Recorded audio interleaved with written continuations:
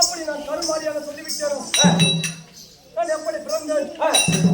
இந்த கலியுகத்திலே கருமாரியாக பிறந்திருக்கின்றேன். தந்தையார் தாயார் யாருடைய அருள் எப்படி வளர்ந்தேன்? எனக்கு யார் பெயர் சூட்டப்பட்டது என்ற விளக்கம் உள்ளது. யார் வரப்பட்டது? கனகராஜனுக்கும் கனகராணிக்கும் சிவன் திருவருளால் கனகராஜன் பிள்ளைகள் என்று சிவனை கோரி பூஜை செய்தார்கள். அந்த பூஜைக்கு வச்சு சிவனாகப்பட்டவன் ஒரு கலையை கொடுத்தோம். அந்த கலையை கனகவல்லி என தாயிடம் கொடுத்து குடிமக்களின் குறையை தீர்ப்பதற்காக எனது தந்தை காட்டிற்கு சென்று விட்டார். காட்டிற்கு சென்றதால் என்ன நடந்தது? அங்கு ஒரு தாசி பெண்மணியை பார்த்து எனது தந்தையாகப்பட்ட கனகராஜன் மதிமயங்கி விட்டார். மதிமயங்கி வேலையிலே எனது தாயாரோ அந்த ஈசன் கொடுத்த கனியை மருந்துவிட்டு 2 மாத கர்ப்பிணியாகி விட்டார். ஆனால் தந்தையோ காட்டிற்கு போன தந்தை 10 மாதம் வரையும் அந்த தாசியிடம் அங்கே குடிகொண்டு அமர்ந்து விட்டார்.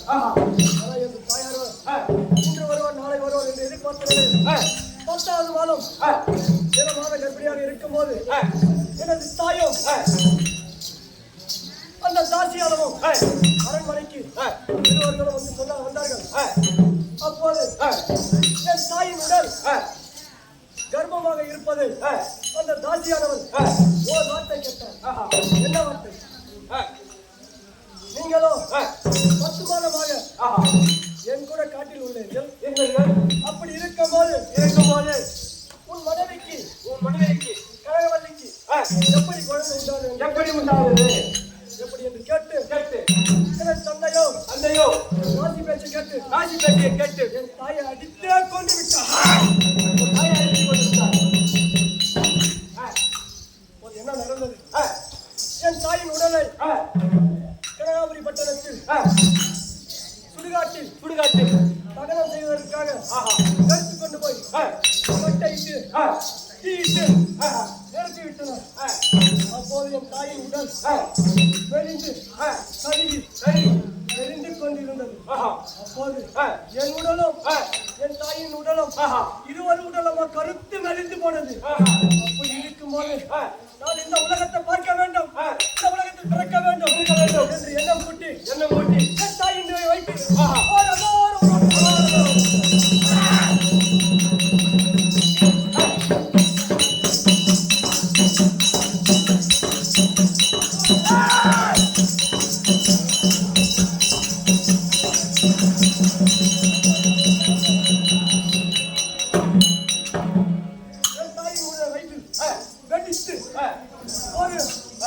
கருத்த உருவத்தோடு அங்கே இங்கு பிரிந்தேன்.